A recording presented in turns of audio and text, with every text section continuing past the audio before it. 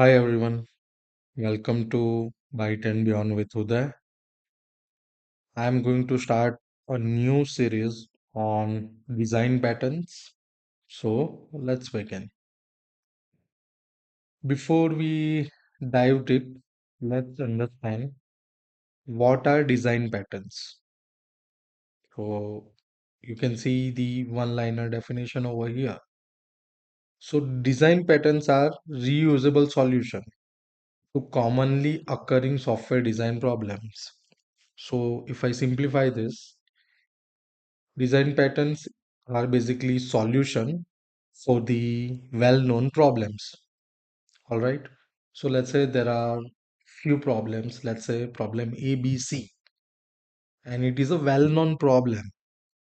So to solve those well-known problems, software designer or software developer has already invented few designs. Those software design can help us to solve the well-known problems. That is it. So if we use design pattern while developing our application, it can help us to reduce bug. It will help us to solve complex problem. All right. It can it can help us to improve the flow performance as well. All right.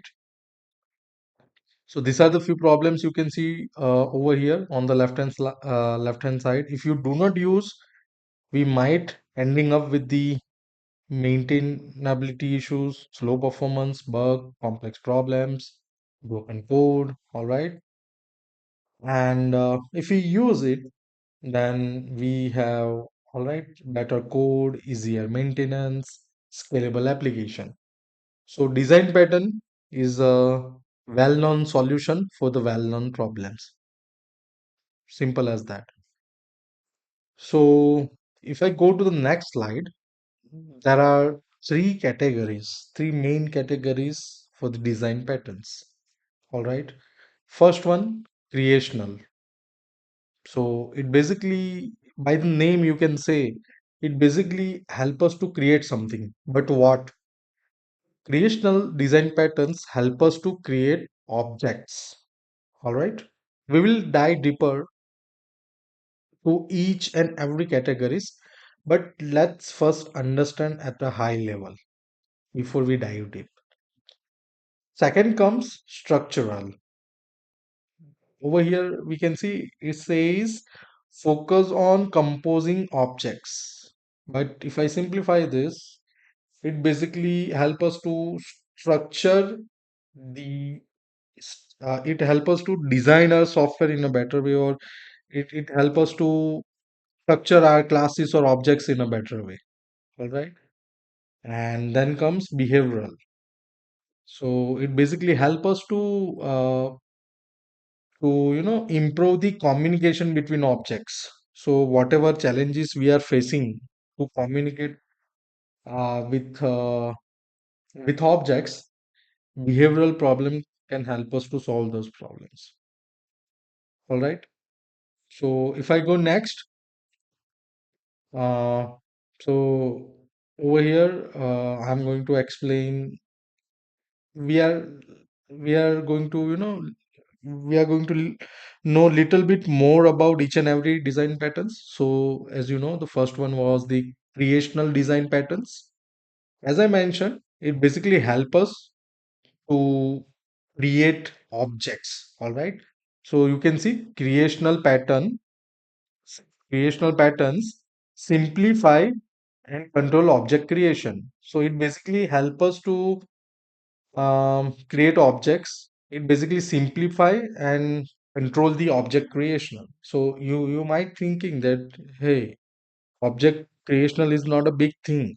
Of course, when it is a simple object, then it is not a big thing. All right. But when you are creating a heavy object, for example, let's say um, database connection object.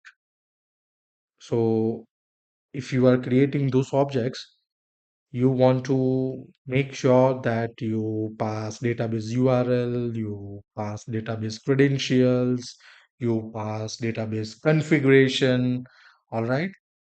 But you don't want to do this heavy lifting, or you don't want to do this heavy stuff on your own, all right? You need something that help us to create this heavy object.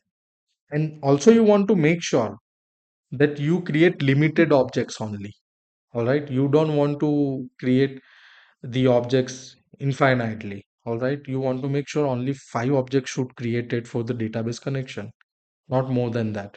This is the example, all right?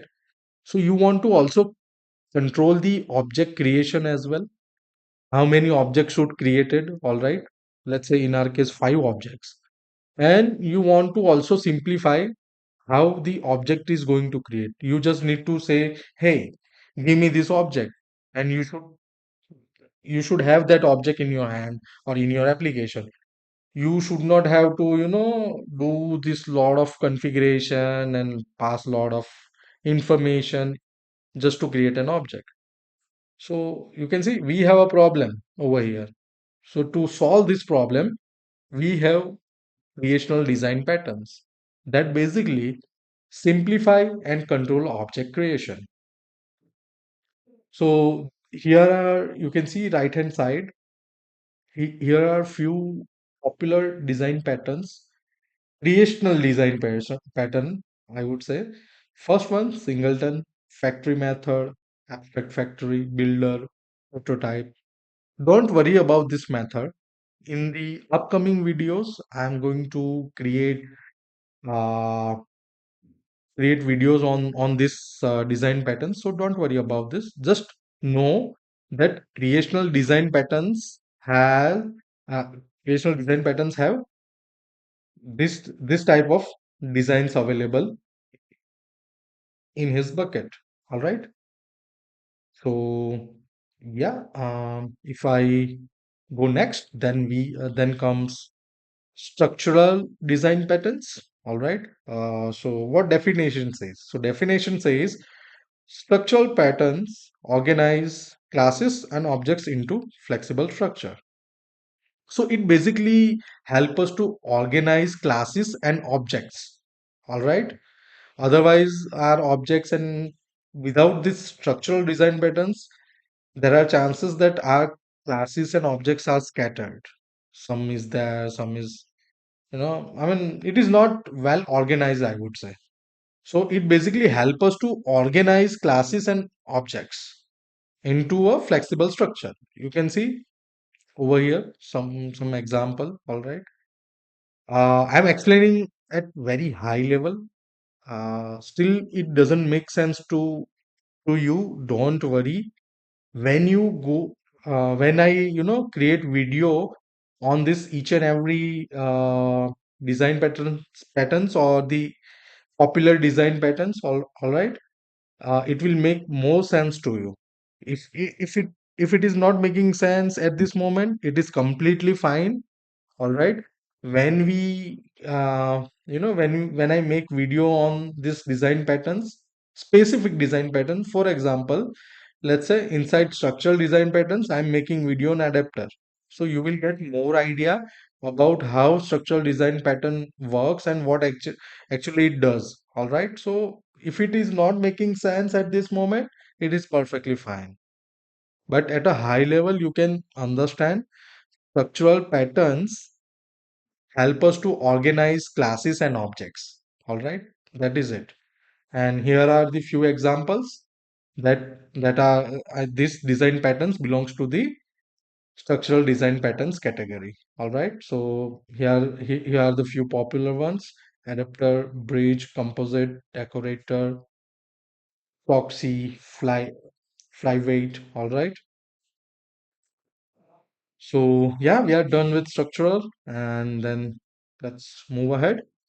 Then comes behavioral design patterns. So what definition says? Definition says behavioral patterns define how objects communicate and collaborate. All right. How objects basically, so behavioral design pattern focuses how objects communicates and collaborate with each other. All right. So you can see in this slide few objects, object A, B, C, D, E, F. All right, and you can see they are communicating with each other. So behavioral design patterns is all about communication and collaboration. All right, exchanging information, calling each other, passing information. All right, so that is all about communication and collaboration. And if you see the right hand side, here are the few popular behavioral design patterns. All right, strategy, observer, command, state, mediator, iterator, chain of responsibility. All right. So yeah, these were the three category of design patterns. And in the upcoming videos, I am going to explain, or I am going to create videos on this design patterns in a sequence. First, I will cover popular design patterns of creational. All right, then I will cover popular design patterns of structural and then behavioral. So, yeah, I hope you are excited for the upcoming new series. So, if you find my video useful, then please like, share, subscribe, comment. See you in the next video. Till then, goodbye.